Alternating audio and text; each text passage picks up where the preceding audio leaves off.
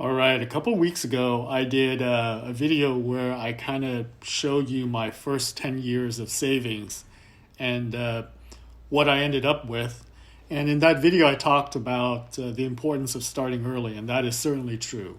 And one of the things that I wish I had done was to start being more aggressive early on and really give that time to grow the portfolio. But that's water under the bridge, and I've still done great considering that I started slower than I would have liked. And even in that video, I kind of give a demonstration of what would happen for two fictional characters that started 10 years apart and saving vastly different amounts on a monthly basis and still ending up at the same place in retirement. I'm much further along than either of these guys, and my multi-million-dollar portfolio across different brokerages requires a lot of discipline. And one of the things I want to talk about today is how much I'm actually saving for the year. So let's get into it. And since the year has closed, I'm able to give a full accounting of what's going on and show you what is actually being saved and how it's done. I maxed out my Roth 401k contribution for the year by, maybe February or March. And what I do is I basically don't live on my paycheck the first 2.5 months of the year. Maybe less, maybe it's 2 months or a month and a half, something like that. But I have everything after tax going into this Roth 401k. And the reason I do that is to try to get that out the door and be done with as early as I can and get that money to work. And then over the next, 12 months, I do a voluntary after-tax contribution that is then immediately converted to a Roth balance within my plan. And that's also known as the mega backdoor Roth. And there was some talk, at the end of 2021 that this was going away, which would have sucked because it's allowing me to really supercharge my savings. So in 2021, I was able to put away an additional $19,265. On top of that, my company has a very generous profit sharing plan. So we don't really have a match, but we have a profit sharing that's based on your tenure and everything else. And because I've been there forever, I got a pretty healthy contribution from my company, which is really great. So this is all 401k. And when you look at it, it's $57,541. That's almost up to the maximum for a 401k.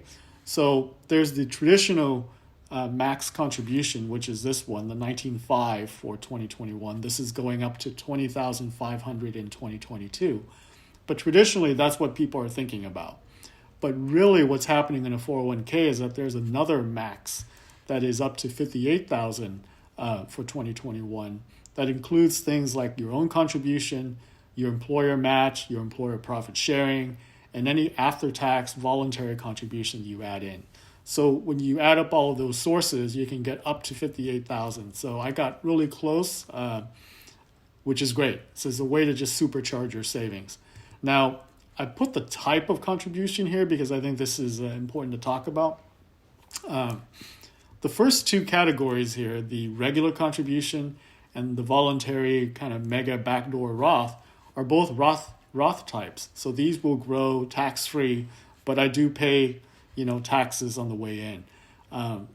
If you're young, I highly suggest doing Roth as soon as you can and keep going as long as you can. I'm doing it a little bit later, which is not ideal, but I'm trying to maximize the amount of Roth to taxable sources that I have in my retirement plan.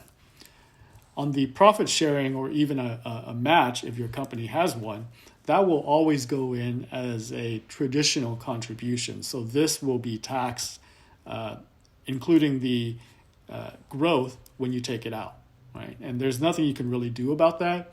You can actually take this, I guess, and convert it in plan to a Roth and pay taxes on this amount, but I haven't. So this is coming in for me as a traditional contribution.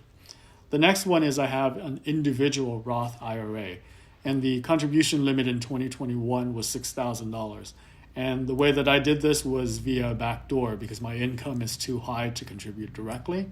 And basically what that means is that you contribute the amount to a traditional IRA, and it's a non-deductible contribution, so you can't get a tax break for it. But it allows you to then immediately convert it to a Roth, and you don't have to pay any taxes on that because it's already paid. That's what's called the backdoor Roth.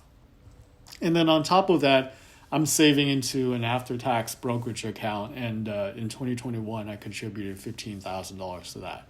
So overall, I saved almost $80,000 in 2021, and most of it is either Roth or a taxable account that I have access to.